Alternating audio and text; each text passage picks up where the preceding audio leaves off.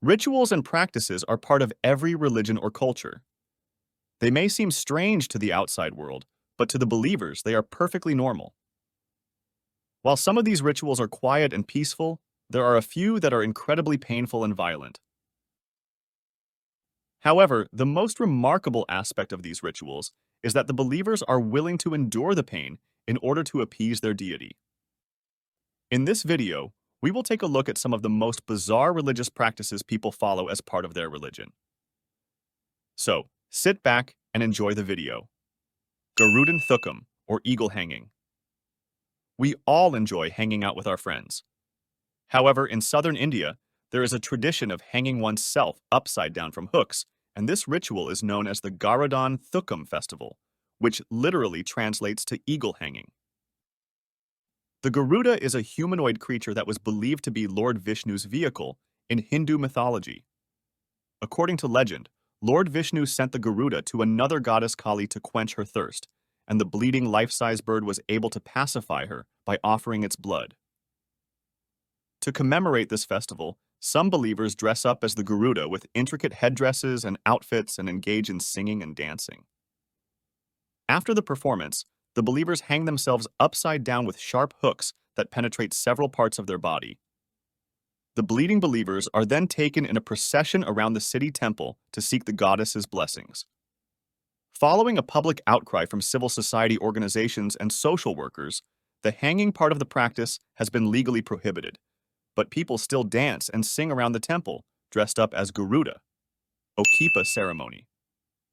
This brutal and painful ritual was performed in North Dakota to show physical strength and get the spirit's approval.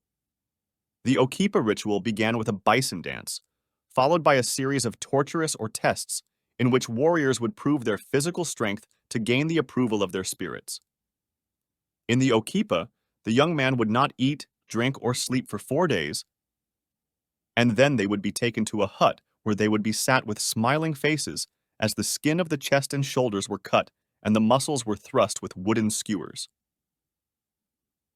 The warriors would hang from the ceiling of the lodge as the wooden skewers supported the weight of the warriors' bodies until they passed out. Heavy weights were then added to the initiate's legs to add to the agony. When they passed out, the warriors were pulled down and their men would watch them until they woke up, showing the spirits their approval. When the warriors woke up, they would sacrifice the small fingers on both hands, and each finger would be cut off by the initiate. Finally, they would be carried outside and run around the village's central plaza several times to complete the ritual. Those who completed the ritual were considered sacred to the spirits, and those who completed the ritual twice would be eternally honored by the tribe. Sun dance. The sun dance is a self-sacrificing ritual practiced by Native Americans of North America. The sun dance occurred in the middle of the summer season when bands gathered at a designated location. The ritual was led by a spiritual leader, either as a request for the supernatural assistance or as a response to a vision. It involves fasting for 4 days before entering the sacred site, where a skewer attached to a pole is inserted into the chest. The purpose of the sun dance is to offer oneself as a form of prayer for the welfare of their family and tribe. The ritual is also conducted to honor the sun and to test the endurance of the young warriors. This self-sacrifice ritual was once prohibited and is now conducted only in secret gatherings. Self-flagellation. Hitting yourself with whips is a practice found in many different religions around the world. Christians do it to commemorate the whipping Jesus got before he was crucified. During the Black Death, when people believed God sent the plague to Europe to punish them for their sins, huge flagellant groups walked around and beat themselves to the ground with whips. Some Shia Muslims, for example, use Ashura, the day that marks the death of Muhammad's grandson, as an opportunity to whip themselves and cut themselves.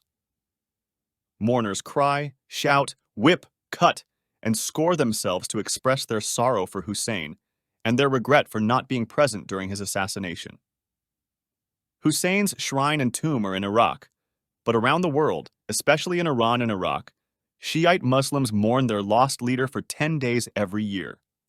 During this period, no music is played, no festivities are held, and outward signs of joy are not allowed in public. However, there is a bright side to Muharram, which is the final day of the festival. The final day of the 10-day mourning is a day of communal celebration and solidarity, where people from the entire region gather to eat together and end the long fast. Living with the dead. Living with the dead is one of the strangest and weirdest cultures that have been observed around the world.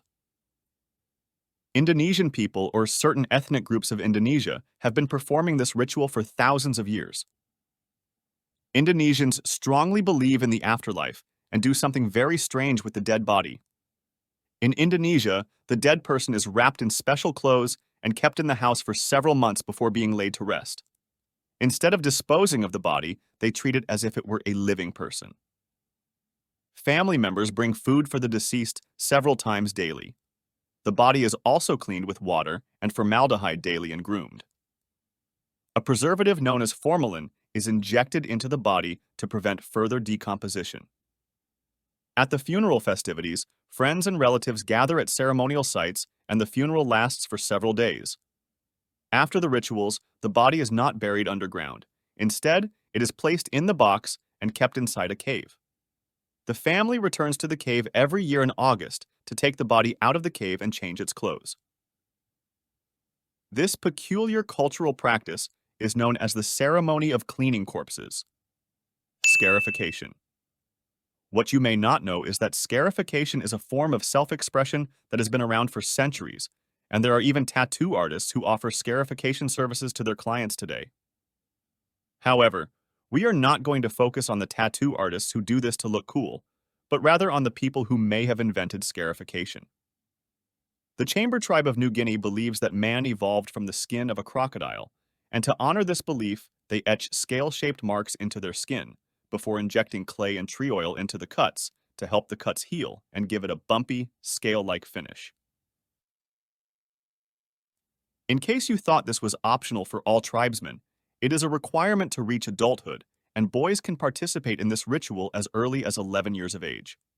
The process is extremely painful, and the risk of infection is very high for those undergoing this type of self-expression. However, getting these marks on your chest, shoulders, and back is not optional. In spite of the pain and the fear of infection, once the wounds are fully healed, they kind of look pretty cool. Goal or land diving. This ancient ritual, originating from the island of Pentecost, Vanuatu, is a rite of passage for young men, symbolizing the transition to adulthood. The boys are required to construct a high wooden tower, secure their legs with a thick vine, and then jump from the tower, a distance of nearly 90 feet without any assistance on the ground. They are expected to fall at a velocity of approximately 40 miles per hour and are expected to reach the ground just before their ankles. The vines used for securing the legs must be neither too long nor too short, as either one can cause the boy to land on the ground or bounce back and crash into the tower. Prior to the jump, they are expected to resolve any outstanding disputes and to sleep in the tower in order to ward off evil spirits. Fortunately, first-time jumpers are not required to dive from a full height. However, due to the lack of elasticity in the vines, the fall could easily lead to broken bones or even death. Nevertheless, for the Vanuatu boys, this risk is worth it in order to become a man. Fad Dancing with the Dead. Fad is a traditional celebration that is widely celebrated in both the urban and rural regions of the country, particularly in Madagascar. However, it is more well known among the local tribal communities.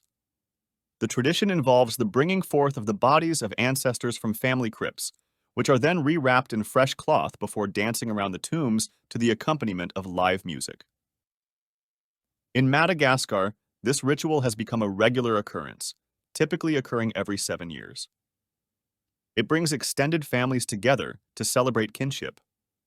In reality, it is an opportunity to honor the dead by transferring the bones of the deceased relative to a permanent resting place. During the festival, a burial tomb is built, and it is believed to form a connection between the living and the deceased. Relatives of the deceased dress up and travel to the tomb to view the remains of their departed relatives and friends.